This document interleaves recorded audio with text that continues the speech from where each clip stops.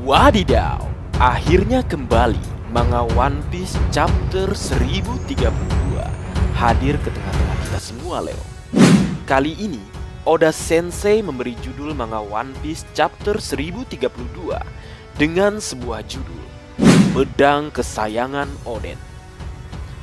Baik, tanpa berlama-lama lagi, mari kita lanjut berlayar.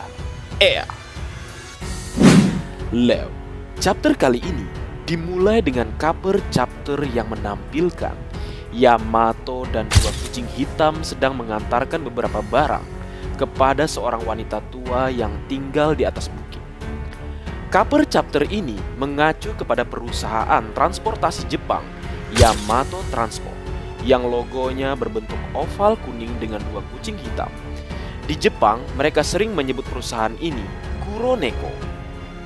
Masuk ke cerita chapter kali ini dimulai dengan Marco yang berubah ke dalam wujud buah iblis Zoan mitologinya atau berubah menjadi bentuk Phoenix-nya. Kemudian Marco the Phoenix terbang sambil membawa serta Izo. Izo merasa tidak nyaman setelah mendengar laporan tentang kemunculan yokai misterius. Jadi dia meminta Marco untuk membawanya dan menemukan yokai tersebut. Saat mereka berbicara, mereka terbang di dekat area di mana Big Mom sedang bertarung melawan Eustace Captain Kidd dan Trafalgar di Waterloo. Berpindah ke tempat lain, Kroco bawahan Kaido mencoba meninggalkan kastil, namun para samurai menghalangi jalan keluar sehingga akhirnya mereka tidak bisa keluar. Kita juga bisa melihat mereka membawa meriam ke tempat tersebut. Kemudian berpindah lagi ke lantai 2 di ruang bawah tanah kastil. Scratchmin Apu terus mengejar Yamato, sementara Distract juga menyusul mengejar Apu. Fuga berlari mendekati Yamato. Sepertinya dia sangat menyukai Yamato. Bentuk Fuga terlihat seperti centaur karena bagian bawah tubuh Fuga adalah tubuh seekor kuda. Yamato berkata, "Fuga, kita sudah lama tidak bertemu, tapi sekarang aku sedang terburu-buru," ujarnya. Sementara Fuga hanya berkata, "Fugaga." Berlanjut, Kroco bawahan Kaido melaporkan dari lantai 2 kastil bahwa yokai api raksasa sedang menuju ke ruang bawah tanah. Dan tiba-tiba, seseorang jatuh dari area atas kastil ke area di mana Yamato berada.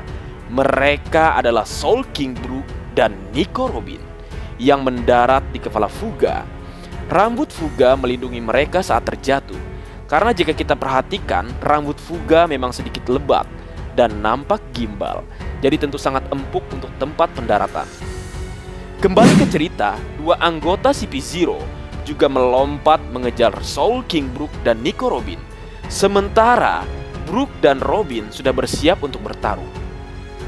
Namun yokai api muncul di belakang CP0 dan kedua agen tersebut dilalap api. Yokai akhirnya mencapai area di mana Yamato dan yang lainnya berada, sementara orang-orang mencoba untuk menjauh darinya atau menghindar. Yamato melihat yokai sedang melewati lantai ke tingkat yang lebih rendah. Kemudian Yamato berkata, "Jika terus seperti ini tidak bagus. Pulau ini akan meledak di udara. Fuga, bantu aku," ujarnya. Dan Fuga kembali hanya berkata, "Fuga!" Karena memang kita tahu Numbers ini memang tidak bisa berbicara dan hanya bisa menyebutkan berulang kata-kata tertentu. Misalnya Hachacha, Gokiki, dan selanjutnya.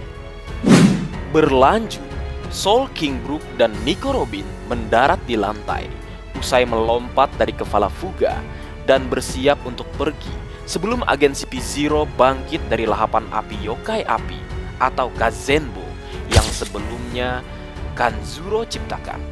Dan ketika agen CP0 keluar dari api, keduanya nampak baik-baik saja. Mereka mendengar suara aneh. Scratchmin Apu ada di depan mereka. Dia memiliki denden musi di tangannya dan dia mengambil gambar CP0. Kemudian dia berkata, "Apa anjing Tenryubito di kastil Kaido sangat eksklusif.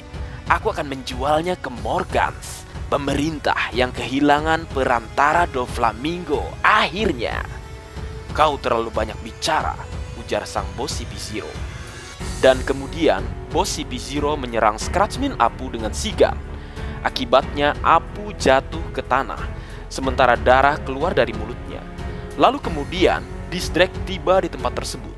Dia nampak terkejut melihat apa yang terjadi pada Scratchmin Apu. "Apu," ujarnya. Bos CP0 kembali berbicara. "Distrek, kau pikir kami tidak tahu identitas aslimu?" Kemudian Distrek juga balas berkata, "Lalu kenapa kau tidak mencoba memberiku alasan?" "Masalah harus dimusnahkan," ujar bos CP0. Sementara itu dengan cepat, dong! Tepat sebelum bos CP0 menyerang Distrek dengan Shigan miliknya, Scratchmin Apu meluncurkan serangan eksplosif di wajah bos CP0. Apu nampak terengah-engah dan kemudian berbicara. "Sakit, sialan kalian para pembunuh pemerintah," ujarnya. "Jadi kau masih hidup," ujar Distrek. Dan Apu menjawab, "Aku menggunakan Busou Shokuhaki untuk mengurangi kerusakan. Jika mereka ingin bertarung, aku akan melayaninya," ujar Apu. "Kaulah yang memulainya," ujar Distrek pada Apu. Sementara Apu dan Distrek berdebat, bos CP0 bangkit kembali. Tepat pada saat itu, Distrek berubah menjadi bentuk dinosaurusnya, dan bersama dengan Scratchmin Apu, mereka berdua menyerang kedua agen CP0 secara bersamaan. Berpindah lagi keluar kastil Onigashima, Roro Noa Zoro dan King Duel Fire melanjutkan pertempuran. King di udara berubah menjadi bentuk Peternodon. King meraih puncak kepalanya dan mulai menariknya ke belakang. Tiba-tiba paruhnya jatuh kembali ke wajahnya. Zoro memperhatikannya dengan cermat sambil terengah-engah. "Apakah ini semacam mekanisme yang diaktifkan dengan menariknya?" ujar Zoro, penuh tanda tanya. Ketika paruhnya berada di dalam wajahnya sepenuhnya, King menjatuhkan jambulnya dan kepalanya terlempar. King berkata, "Tempura udon," dan seketika kepala King meluncur seperti ketapel. Serangannya mirip dengan Gomu Gomu no Kane milik Luffy. Walaupun adegannya agak membingungkan, Zoro hampir tidak mengelak. Dia bilang itu tidak bisa dipertahankan karena itu seperti sinar laser. King kemudian berkata, "Pada zaman kuno, beginilah cara Peternodon berburu mangsanya," ujarnya. What the? King yang cool bisa ngomong gitu. Kocak memang Oda Sensei.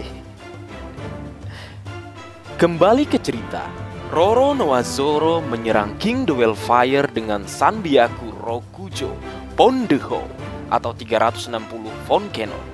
Namun King dengan mudah menghindarinya dan mulai menembaki Zoro.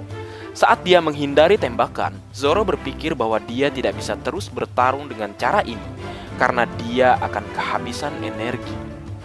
Kemudian Zoro mengajukan pertanyaan, "Apakah api di punggungmu itu juga merupakan keahlian khusus Peternodon?" Dan King langsung menjawab, "Tidak, itu berbeda," ujarnya. "Berbeda? Turunlah kau ke sini dan berbicara denganku. Santoryu Kokuzo Otatsumaki." Zoro menyerang lagi, namun kembali King menutupi dirinya dengan sayapnya dan memblokir serangan tersebut.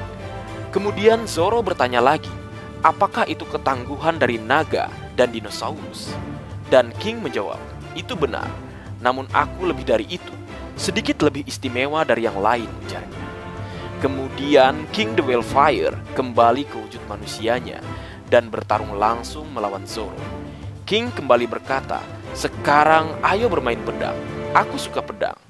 Dan saat Zoro bertahan, dia memikirkan situasinya sendiri. "Aku memukulnya beberapa kali, namun tidak ada darah sama sekali. Sayapnya tidak tampak dekoratif, tapi aku tidak yakin dia menggunakannya untuk terbang. Apa itu masih menyala di punggungnya? Kupikir itu adalah sesuatu yang berhubungan dengan kemampuannya, namun itu sesuatu yang berbeda. Apakah dia manusia? Atau apakah dia memiliki darah raksasa? Atau dia dari ras yang tidak dikenal? Jika aku tidak dapat menemukan rahasia dari orang ini, aku merasa tidak akan bisa menang," ujar Roro Noa Zoro. Saat Zoro memikirkan semua ini, King menyerangnya dengan pukulan kuat. Zoro memblokirnya, namun dia melemparkan beberapa batu dan dampaknya sangat kuat. Roro Noa Zoro jatuh ke tanah. Dia sangat lelah. Namun tiba-tiba Zoro mendengar sesuatu. Sambil terengah-engah, Zoro kembali berbicara. Suara apa itu? Samisen? Tidak mungkin. Dan tiba-tiba Enma menjadi tidak terkendali dan mulai menghisap haki Zoro dari lengannya, seperti pertama kali dia menggunakannya. Zoro kembali berteriak, "Wah, Enma!" ujarnya. Berpindah ke ruang harta karun, Kastil Onigashima, sang shogun terjelek di muka bumi, Kurozumi Orochi, berada di sana. Sementara dia menunggu Fukurokuzo, Orochi mendengar sesuatu. Lalu dia berbicara, "Apakah samisen sedang dimainkan? Ini bodoh. Siapa idiot yang akan mulai bermain samisen di tengah medan perang? Apakah itu datang dari kamar sebelah?" Ujarnya penuh tanda tanya dan kebingungan. Kemudian Orochi bangkit dan membuka dengan sangat perlahan pintu ruangan tempat suara itu berasal. Dan dia berteriak terkejut, "Apa? Komurasaki!" ujarnya. Dan kita bisa melihat Komurasaki di depannya. Dia duduk di sana sambil memainkan samisen. Sementara di lain sisi, sang shogun terjelek di muka bumi, Kurozumi Orochi, masih dengan ekspresi terkejut atau kagetnya.